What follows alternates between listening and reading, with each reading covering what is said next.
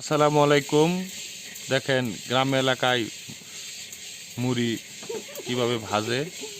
ঠিক আছে, আমরা শহরে তো অনেক মেশিনের মুড়ি খাই, এটা একবার সম্পন্ন হলো দেশি মুড়ি।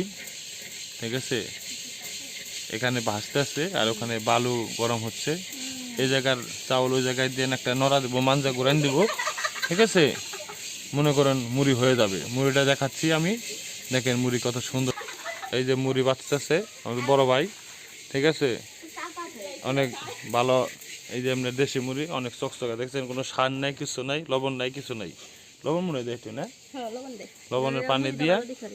ঠিক আছে, যদি কেউ লাগে ঠিক আছে তাহলে নিতে পারেন। দেখছেন কত চকচকা মুড়ি।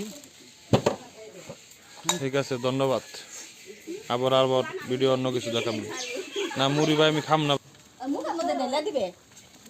দেখেন দেখেন মাঞ্জা কিরম করে ঘুরতেছে। এই যে দেখেন দেখেন, এই যে দুইজনে মিলে এই মুড়িটা আসলে করতে নাকি। ও সুন্দর সুন্দর, দেখেন দেখেন দেখেন কিভাবে মুড়ি করে। মেশিনের মুড়ি আর লইলার মুড়ি আকাশ পাতাল ব্যবধান। উফ, একবার টাটকা মুড়ি। ধন্যবাদ সকলকেই। আসসালামু আলাইকুম।